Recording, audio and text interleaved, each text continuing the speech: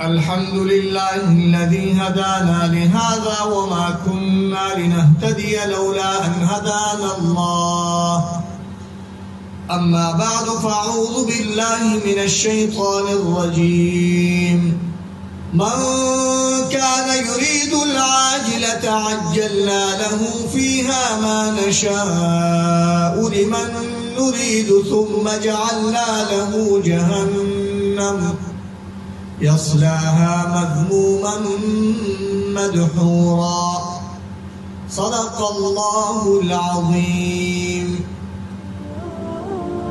محترم و معزز سامعین و زما خبورونو، لکه څرنګه چې په تیرو درې حلقو کې د الله جل شانه خطاب خپلو بندگانو سره د مینې محبت آواز د خپلو بندگانو سره نصیحت او پند او حکمتونو نه ډکې خبرې د خپلو بندگانو سره چې دوی قناعت وکړي زما سره، دوی په خبره باندې پوه شي، زما خواته رجوع وکړي او زما خواته راتاو شي.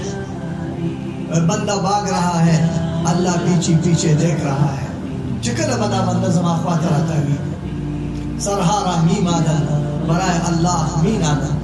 داسې بندگان هم شته چې هغوی سرونه الله نه ایښي او الله ته خپلې زارۍ او خپلې جړاګانې فریادونه خپل غمونه خپل شکوې خپل تکلیفونه خپل هر څه الله نه پیش کا چې الله ورکوونکی دی، الله مهربانه دی، الله لوی ذات دی، الله محبوب ذات دی، الله مقصود ذات دی، الله مطلوب ذات دی، الله مسجود ذات دی، الله جل شانه د هر څه کولو والا ذات دی. الله خزانې نه کمیږي. لا ید الله ملأ، الله لاسونه ډک دي. انسانانو تاسو فقیران یې، الله غنی او حمید دی. الله فرمایي یا ابن آدم من اصبح حزینا حزینا علی الدنیا. سهار را پاسېدلې، ورځ دې شروع کړه، لمر راوخوتو او ته بیا هم د دنیا غم او د دنیا لالچ نیولی. نوې ورځ دې په غمونو باندې شروع کړه او په لالچ او په سوچ او په فکر څه به خورم څه به بچو له راوړم. الله فرمایي لم یزدد من الله الا بعدا. دا به د الله نه نور هم لرې کېږي، دا به د الله نه نور هم لرې کېږي. دې غمونه به په سر باندې بارونه بارونه را پرېوځي. وفي الدنیا الا کدا وفي الاخرة الا جهدا.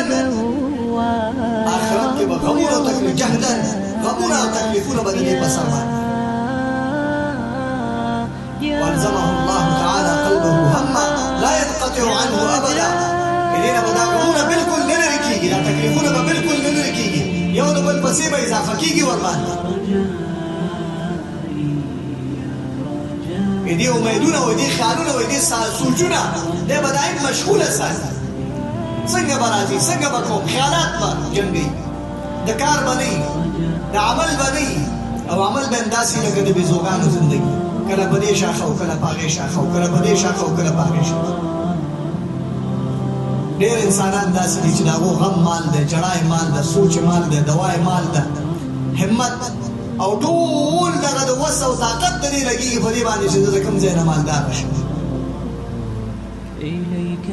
يا ابن آدم تنقص كل يوم من عمرك وأنت لا تدري، وآتيك كل يوم برزقك وأنت لا تحمد، فلا بالقليل تقنع ولا بالكثير تشبع.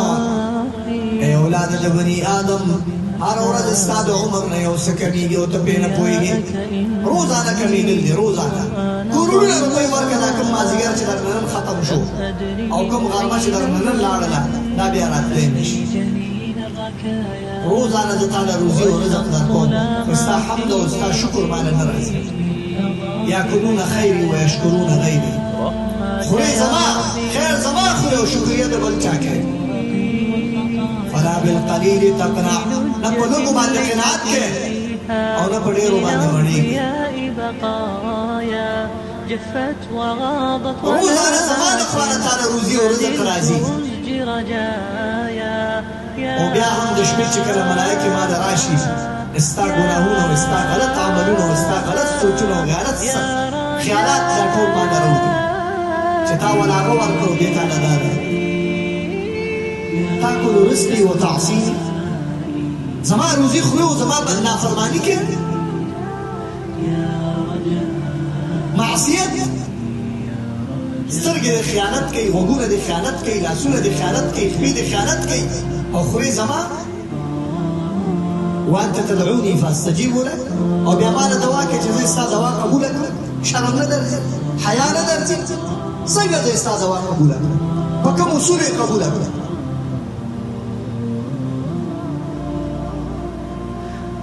حرام خوري، دروغ وایي، خیانت کوي، په دې خوله باندې بیا دوام کوي.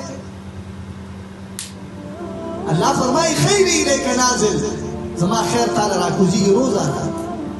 کوم خیر ده چې ما تعالی نه دی راکوز کړی، کومه پریشاني ده چې ما ستا نه ده لرې کړې، هر شي کې مې تا سره یارانه و ستا مدد مې کړی دی.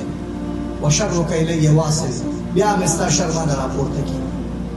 دا خو یارانه نه شوه، دا خو دوستي نه شوه، دا خو بندګي نه شوه، دا خو خیانت شو، دا خو جباریت او قهاریت شو، دا تمرد شو، دا کبر شو، دا غرور شو. داسې ژوند باندې به دې زه ستړی کړم. ته به خیال کوې چې د هر څه زما دي، خو زه به دې دومره پریشانه کړم چې ټوله دنیا ورته حیرانه شي.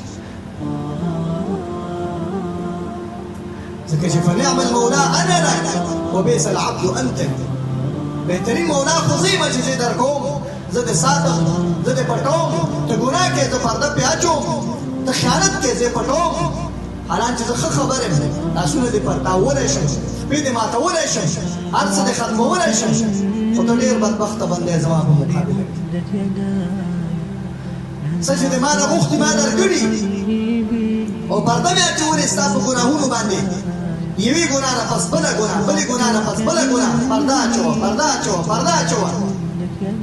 ستا د سپینې ږیرې نه ما حیا کړې، وانته لا تستحي. خو تا له زما نه حیا نه راځي، تا له بلکل حیا رانه.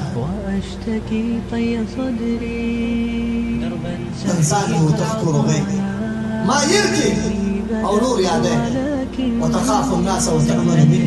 د خلکو نه یریږي، خلکو نه پټېږي، خلکو نه دروغ نشي ویلی. کله چې د خپل مقاصد دروغ هم خلکو له وایي، قسم هم خوري، ځان طلاقي بچی، سل کارونه کوي چې ځان بچ کړي د خلکو نه، خو د الله نه د بچېدو هېڅ کوشش نشته. یو ماشوم د خوشحالولو لپاره څه کارونه کوي، خو د الله د خوشحالولو لپاره هېڅ نشته. د خلکو نه یېرېږم او زما نه بلکل په امن کې. وتخاف مقتهم، او د هغوی د غوسې او د قهر د غضب نه یېرېږي. وتأمن غضبي، او زما د غضب نه بلکل په امن کې. دا خو د مسلمان شان هم نه او د مسلمان خوی هم نه او د بنده کار هم نه. حتی زما عزیزانو ډېره بخښنه غواړم، دا د سپي کار هم ده. سپی هم داسې نه کوي، سپي له هډوکې واچو، سپي له روټۍ واچو، وګوره هغه څه کوي. شیطان صدبار ز آدم بهتر است که او سجده بر آدم و این بر خدا نکرد. شیطان سل واره د انسان نه بهتره دی چې هغې آدم دا سجده ونه کړه، تر قیامته رټېدلې لا پاتې ورټل شو، او تر قیامته به داسې رټېدلی پاتې. د الله بنده ته پنځه وخته الله د سر نه کوزوي، په تا به څه حال ستا به څه ورځ. کوم شي چې ته لټوې په دنیا کې هغه شته دی نه، چې هغه امن او راحت دی، هغه د الله سره دی په آخرت کې، او ته د هغې پسې منډې وهې، او بیا په حرامه لار باندې، او بیا په غلطه لار باندې، بیا د الله سره په مقابله کې مسلط به مقدرې کړي. الله دې زموږ حفاظت وکړي، الله دې په دې خبرو باندې موږ د عمل توفیق راکړي. انشاءالله پنځمه جلسه کې به بیا هم د الله جل شانه ښکلی خطاب خپلو بندګانو ته روان وي.